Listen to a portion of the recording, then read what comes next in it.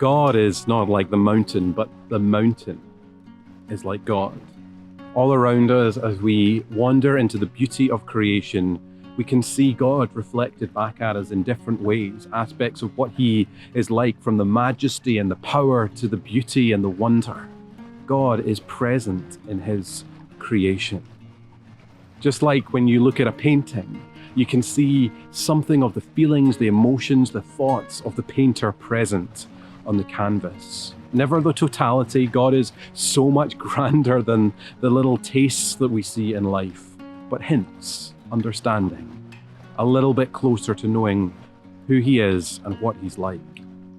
I think sometimes we can be quick to recognize that beauty and that wonder in the world around us, but slow to recognize it in ourselves and in each other, that we are made in God's image.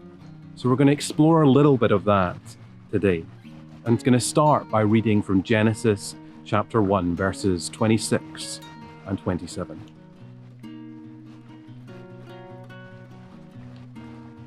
Then God said, "Let us make human beings in our own image, to be like us. They will reign over the fish in the sea and the birds in the sky, the livestock, and all the wild animals on the earth, and the small animals that scurry along the ground." So God created human beings in His own image. In the image of God He created them, male and female He created them. Then God blessed them and said, "Be fruitful and multiply. Fill the earth and govern it. Reign over the fish of the sea, the birds in the sky, and all the animals that scurry along the ground." Although creation might reflect its creator, there's something very intentional in us being made in the image of God. It's not just simply that aspects of Him might come through in the creation around us. Rather, there's a real intentionality in the design and the purpose of us being made to be who we are.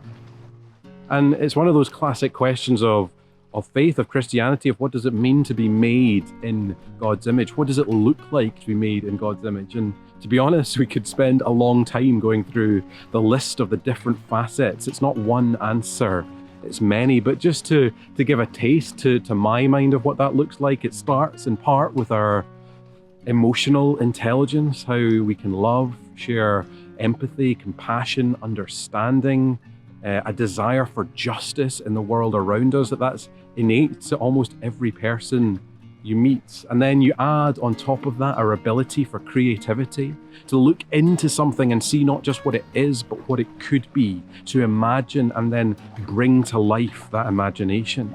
And then pile that together with this sense of community, of communality, of purpose together as one. You get a little hint, at least to my mind, of what being made in God's image starts to look like.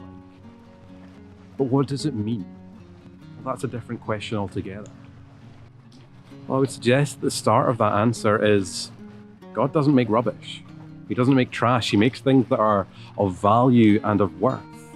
And if He's made us with intent, placing His mark, His image on each of us, then by rationale, each of us have an innate value and worth that we need to take note of, and we need to not dismiss too quickly or too easily, because it can be so easy to forget that.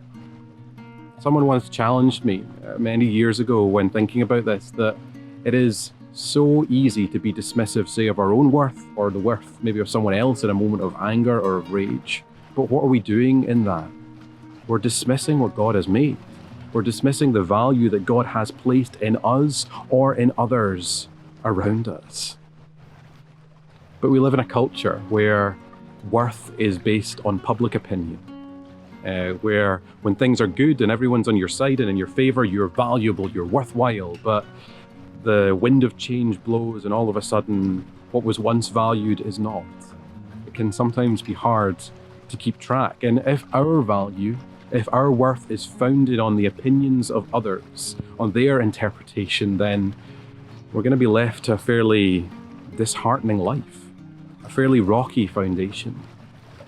Whereas I would suggest that as Christians especially, we are called to a life where God is our foundation, where the truths that he says about us, his intentionality behind us, is where we are founded.